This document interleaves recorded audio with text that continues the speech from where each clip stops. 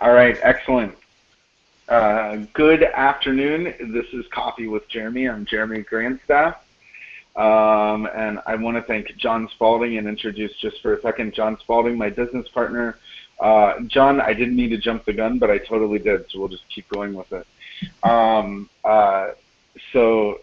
if you want to say hello to the viewers, John runs our board and handles all of our chat. And with SG Media Group, we have that type of available package for our customers. So hello, John, and thank you. Hey, Jeremy. Hi, everybody.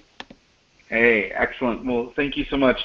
And again, my name is Jeremy Grandstaff. CoffeeWithJeremy.tv is all about bringing people together to talk about how planning, collaboration, what some people sometimes refer to as the fluffy stuff. I don't, but I have heard it referred to that as before. I think it's important to look at what can we learn from a process that we're going through, and how can we help our clients in doing that. Now, some of SG Endeavor's clients are small businesses, and so I thought to myself, we were small business owners starting. There's probably a lot that we learned along the way, myself and John, thinking about S&G Endeavors and SG Media Group, how that started.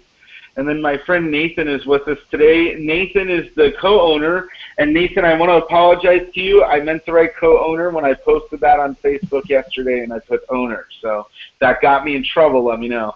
But Nathan is the co-owner of District Spice.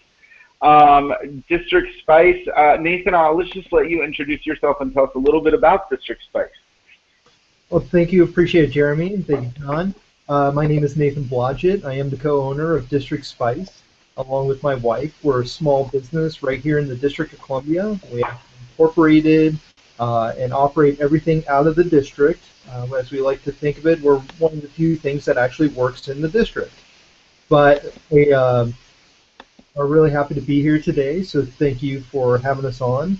If you'd like to know more about our products, you can visit us at www.districtspice.com, or you can email us at info@districtspice.com, or you can give us a call, 202-763-9631. Excellent. I didn't even have to do the commercial. That's awesome. I love it.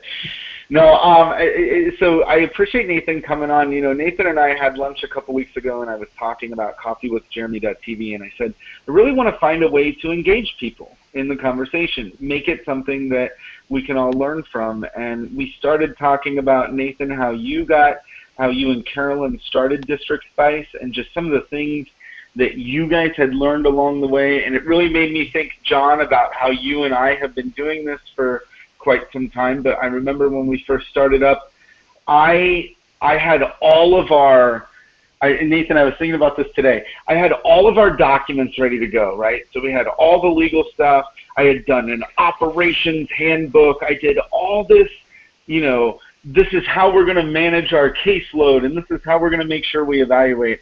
And it never actually occurred to me that spending a little bit of time courting some clients and getting some successes was going to be a roadblock for us. And we were young, right? We just kind of started in and learned it along the way, and learned that for us in the consulting business, we really had to establish kind of a reputation, or at least a skill of practice that people could go back and say, yeah, I get what you're talking about. And it made me think about that. Nathan, you know, you were talking with me a little bit about some of your guys' lessons that you learned. What are some of the things as you were starting District Spice that you guys learned, the good and you know, whatever you want to share with us? Well, there's a slew of things to learn when you're just starting up a business. For us, my wife works in the Department of State. At the time, I was working as a protocol specialist. So for us, we didn't have the first little bit of knowledge as to how to start our company. Since 2006, I've been making my own spice blends because I constantly got disappointed with the amount of salt and fillers and anti-caking agents and all these elements that are just slowly but surely making their way in all the spice blends that I bought. And I thought, am I crazy, or has no one thought of just doing a spice blend that is just exactly that, herbs, spices? And we did a lot of research, figured out, okay, there are some that do salt free, but they don't have a lot of creativity in their blends. They might offer something very simple like herbs of Provence. Something that's very common that even those companies that have a lot of spice blends out there that tend to have salt and other items in it, they will have some of those very classic ones that if there's any kind of salt in it, you're doing it absolutely wrong. So our first start was just to objectively look at ourselves and going, is this a viable business model? You can have all the family and friends tell you, yes, you should definitely put this out. You should definitely make a product of this. But as much as you may love them, they're not the ones that are going to be ultimately putting the money on the line. So you have to look at yourself and go, okay, do I really find that there's a market opportunity that I can make this product and actually sell it to people? We had a little added advantage. I could say that when you try and start a business, you have to go through all the rigors of figuring out based on where you're going to incorporate, what kind of business license you're going to file for, what taxes you're going to have to pay for. You're going to have to do a lot of upfront work, and to be honest, most people coming straight out of college, unless they took a business course that really got them acclimated to all this information, you're going to have to work. You're going to have to work something like a 9-to-5 job, hopefully in the field of work that you're ultimately going to create a business for, but just learn all those little things as you're paying the bills. And then know that at one point you're going to pull the trigger and actually establish your business. And that's what we did. But as I said, we had an added advantage. We started in a food incubator. This came along when we started to look for a commercial kitchen that we needed to produce our spice blends out of. And we came across an incubator who interviewed us and then ultimately accepted us as a customer. So we started out in that kitchen, and they gave us a lot of guidance as far as all those licenses, taxes, food safety handling, all the licenses that we had to have as a food handler. We had the advantage of not having a product that had to have a shelf life test, so we were able to just put it into the jars and move forward and start selling them. So Nathan, just kind of thinking really quickly about what you've said so far, it's really about making sure you've got that viable product, making sure that it's going to be something that you can take to market. Before I forget the question, how did you guys test that model? How did you make sure, like you said, your family and friends, they're always, I remember when John and I first started our business, everybody's like, oh, how's your little business doing? So they're, so they're excited about it, right? But they're your family and they're your friends. How did you guys test that market? Well, we did have one advantage that one of our friends, she wanted to do a holiday gift for all her coworkers and people that lived in her condo building. And she was aware that we were playing around with this concept of doing spice blends. And she had tasted a number of our seasonings and said, hey, why don't you go ahead and make me jars of spices that I can give out to my friends and family and coworkers. So that was technically our first order, was doing those jars for her. And we definitely stayed on with her to figure out, okay, what kind of feedback did you get from your friends, family, and coworkers? Did they like it? And she said that everyone loved them, that this was something they hadn't had before, that they really enjoyed it. They really liked the fact that they were salt-free and that they were absent of all the other preservatives and everything else. So we decided at that point, okay, well, let's press forward. Let's go ahead and start making the spices and start giving them out to people. Speaking to our mistakes, this can, this could definitely be one of those instances. because we started in November of 2014 officially. We started working in the kitchen. We were producing the spice blends. Mhm. Up until April of last year, we didn't have any real distribution channels. We didn't have any sales. We weren't in any markets. And now came the question, how do we sell these? How do we explain to shop owners, you want to use our spices, you want to sell our spices because they're better than what's currently out on the market? And that wasn't something that's really innate at that point. You have to learn it. And then you also have to learn the business. I think this harkens back to my comment earlier, which is when you're working that 9 to 5 job, it's nice if you can work in that field that you're ultimately going to start a business. Because had I worked at a grocery store or a restaurant, something like those lines, I would have, I guess, had that knowledge to go ahead and say, okay, if I make a spice blend, the guy at the grocery store is going to want to see these different elements of it. They want to know that they can get this certain profit margin out of it, and that we'd be willing to come in and do demonstrations for them so that they can actually start building up the clientele in their store that will buy our product and keep that reciprocating relationship. Mhm. How did you, because you talked about the food incubator, it makes me wonder if there are other incubator type of situations for different businesses. Um, this may even be a question, John, that you might want to weigh in on just from some of the research that you've done.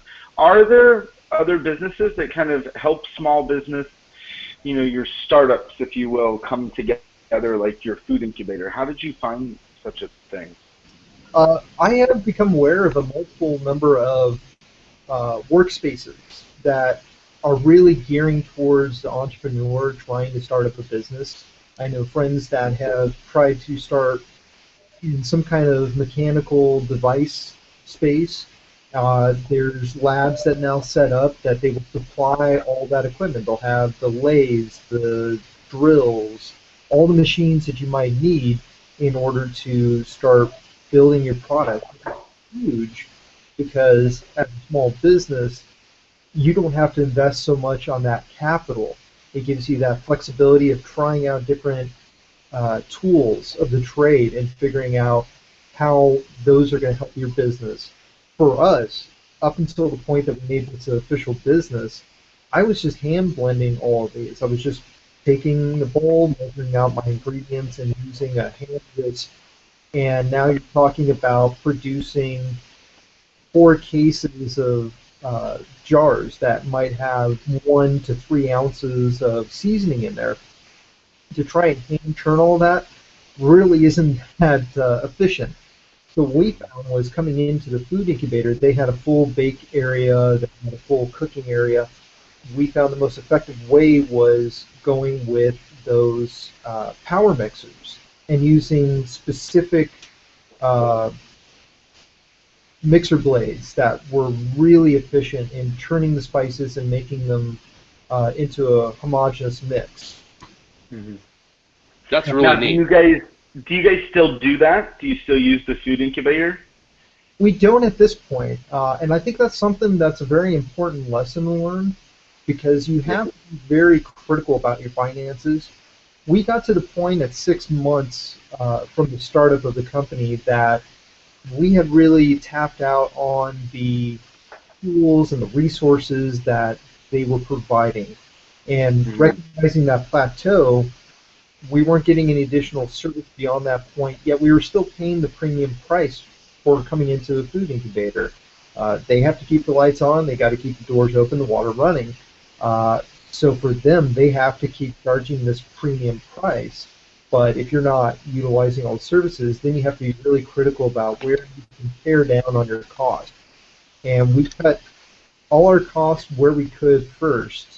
And it finally came to the point that we realized it was really costing us a lot, and that we needed to find a commercial kitchen space where we were going to pay a lower rent, we were going to have additional space, So back in April of last year, we transitioned to another kitchen space on Rhode Island and 4th in the district because, again, it was still very important for us that we remain a district-made business. My wife and I chose to live here. We truly love living in the district, and we wanted to represent it. We wanted to represent our community.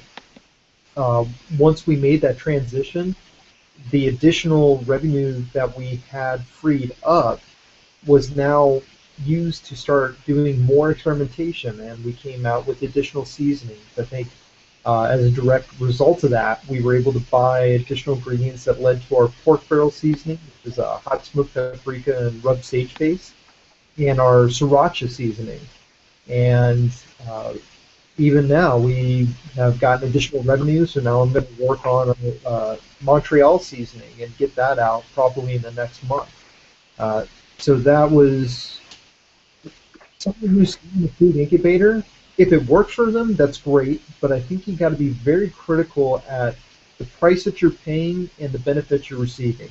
If your price is going beyond the benefits, then you got to be critical in that either you negotiate the price down or you have to find just that space where you can do what you need to do in order to get your product out the door.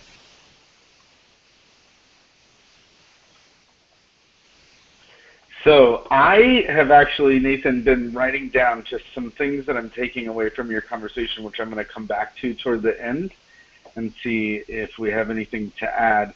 John, questions from you? Anything that's come into your mind, or anything to add or contribute to the conversation so far? I thought it was great, just the discussion on your journey so far, and then how you've been able to, with success, you've been able to expand, and that you've also kind of been able to be a little bit more innovative with your thinking.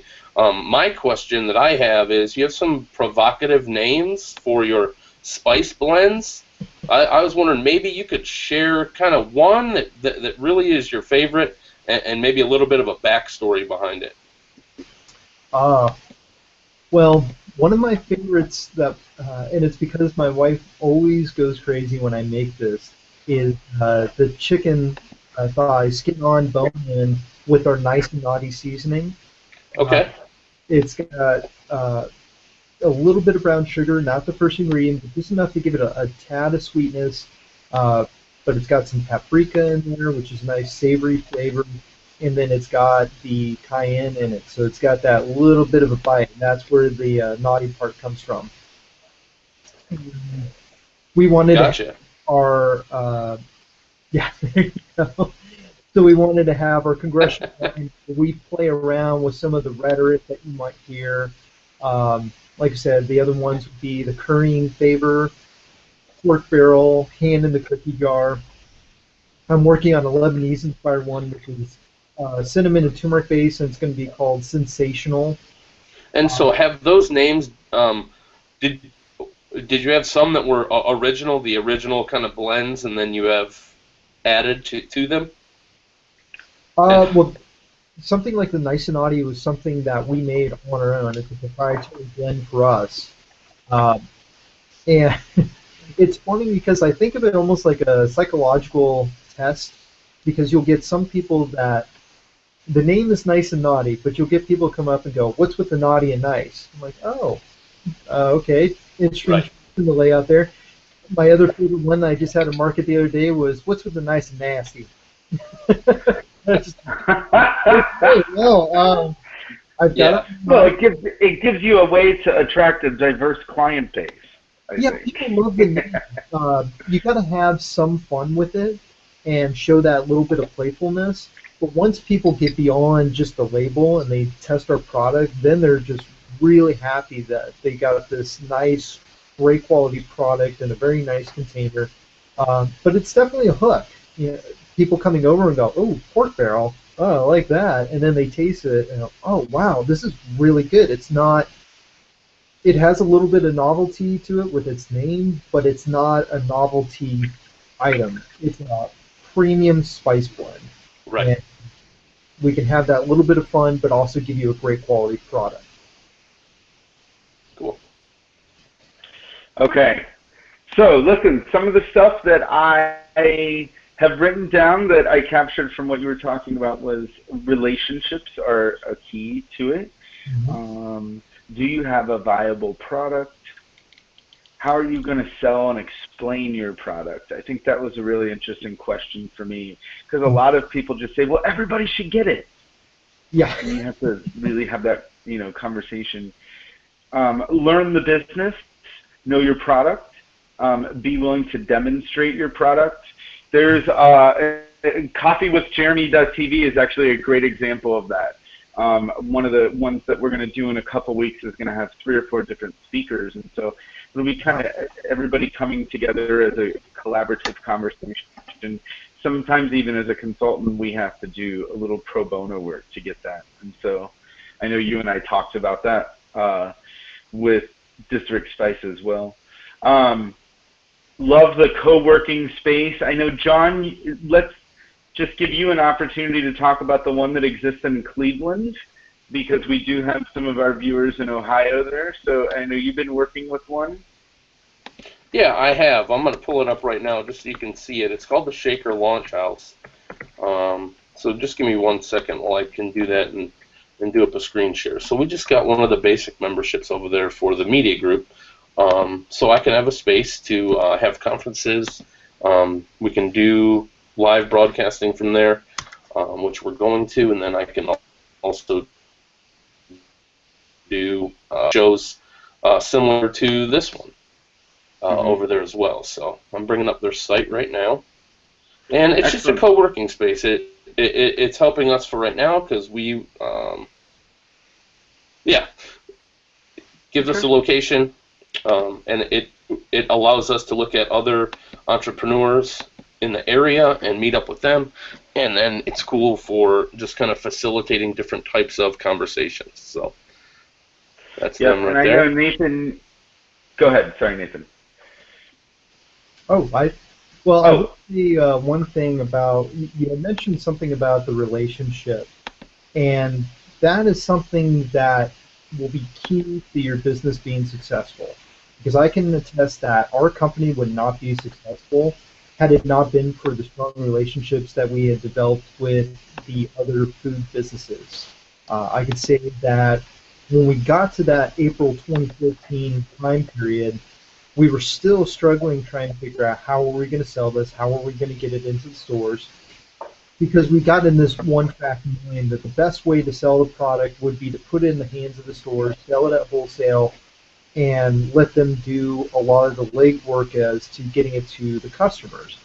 The problem there is that you have to be your biggest advocate even when they get in the stores. They can throw it on the shelf, but they're not necessarily incentivized to make sure that your product is moving. One of our friends, Steven, who owns Thunder Beast Root Beer in the district, he was very helpful. He was selling a lot of his gourmet root beer, and he was doing it at farmers markets. And we said, hey, is there anything that you could do to help us out? We're trying to figure out how to sell it. Maybe the farmers markets would be a good to get some additional exposure. He said, sure, here's a couple that I do. I would definitely recommend these. There are some I think probably won't work for you, some of the college campuses, because those are mostly going to be kids up and buying ready-to-eat foods instead of buying the spices that you will need to make a meal. But our first farmers market was our friend Stephen getting us into one in Maryland, and we just continued building on top of that, and then we reciprocated that by talking with some of the restaurants that carry our spices or use them in their cuisine by saying, hey, if you're looking for a really good root beer, we definitely recommend our friends at Thunder Beast. Hence the name for today's call, people, because we really talked about the idea that collaboration comes in a lot of different ways, right? And so looking at ways that you can co-promote, I think that was, one of the other things that I actually wrote down, Nathan, was don't be afraid to change to look at your strategy and change it. Yeah. If it's not working, right? And Oh, yeah. The idea that, people, it's so funny, people will say, well, I've got a strategy, I have to stick with that. Well, if it's not working, please don't keep doing it. Be critical of finances. Also look at ways that you can, I like this part, are there ways that you can change your strategy that frees up money to invest in expansion? And you talked a little bit about that today as well with some of with part of your story. So, all right, we have about 3 minutes left. What are the things that you would want to share with people who are looking at starting their own business, whether it be in food or even other small business? 3 minutes or so just to kind of keep that on our radar. Okay. The biggest thing that I would preface is we're still a growing company. And to follow our business model may not work for your business. And that's a very key element to being successful that I want to convey to people, is that there isn't a single equation for success. People can read all the books they want on companies that have done really well or certain entrepreneurs that have done really well. You could take some points from them, but just realize that A plus B does not always equal success. You may need to substitute C for B. You've got to do something different to really become aware of your market space and what people want to do and how you also want to sell it. Everyone that we got in with the food incubator, the big item to really be successful, the hallmark was if you get into a big commercial grocery chain. And we kept endeavoring, and it just, you had grocery people that were turning over, you were back at square one, and it just felt like this continuous uphill battle trying to get into the big name stores. And working in the farmers market, we found out from a lot of people working there, they had been in some of the big brand name stores.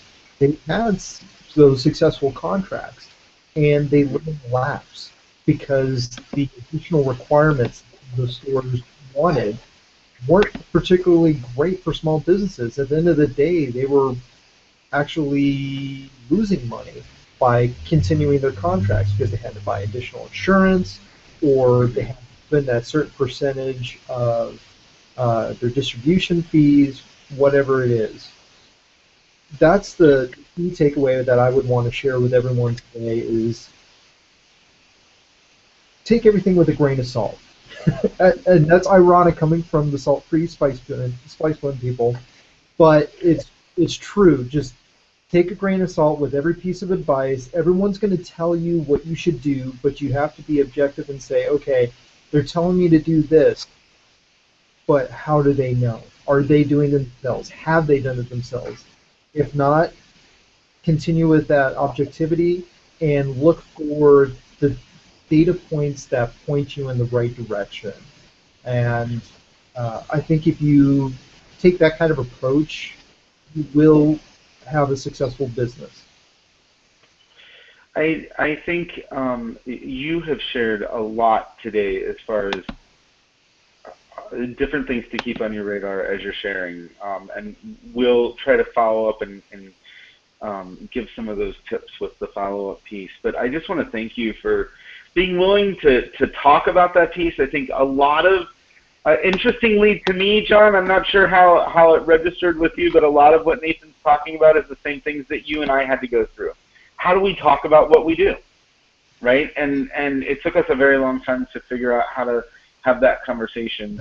Do we have a viable product? How are we selling our products? And so, Nathan, I appreciate you taking the time to tell us about your story. I have to say, I am totally a barbecue sauce fan. Anybody who knows me knows that I have these huge bottles of barbecue sauce. And about 3 or 4 months ago, I think I saw Nathan at a party. And I said, oh, yeah, I'm going to go buy some spices. And, I had every intention of doing that. And I think maybe 2 months later, I got to do it. And I went and we bought some barbecue spice. We bought Oh my goodness, I'm blanking on the name. I think we've got the Naughty and Nice. Nice and Naughty. And See, there you go. There's the slip. Naughty and Nice. yeah, totally did it. And we also got the more spicy one. I'm blanking on the name. The Sriracha? No, that's on our list though. Because what happened, we used the barbecue on chicken, and oh my God, it was I loved it. I was like, okay, no more sauce. You almost said it was to die for. I did, and So I Hollywood. So Hollywood. You will be happy that one of the recipes that we plan on getting up on the website will be our barbecued baked beans. So I got to make that a couple more times just to make sure the recipe is right. I got all the instructions down, but we'll put that up there. I know you will enjoy the pork barrel barbecue sauce. Oh, there we go. So listen, thank you so much for helping us focus today on our small business clients. Remember what S&G Endeavors does serves everybody from corporate to small business to agency to nonprofit. And so, Jeremy, we're going to actually be hearing from one of our nonprofit clients the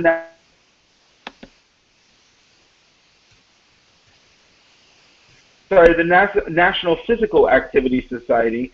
And then the week after that, we're going to actually have 3 people on from our Nebraska Walkable Communities Project, which we're serving as the process architects for. So Nathan, you kind of helped us kick off showcasing all the different lines of business that we work with over the next 3 weeks. And small business is definitely part of that. So thank you so much for sharing your story. And thank you to John and SG Media Group for hosting all of our virtual components of today's call.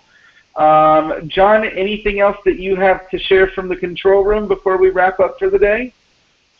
Yeah, there is. Thanks, Jeremy. So thanks again, Nathan, for coming on and for sharing your work with your company, District Splice, but also presenting kind of a great Coffee with Jeremy, looking at entrepreneurship and small business startups and kind of that process. So we do appreciate you being here. For the people that were watching today, thank you very much. For those of you who are watching now, if you go and just subscribe to the channel, you'll get notifications for future episodes of Coffee with Jeremy and for some of our other programming that we're going to be doing with SG Media Group. And then on the right-hand side, you guys can always chat with us, and we will bring your voice into the conversation for future conversations. So thanks for being here.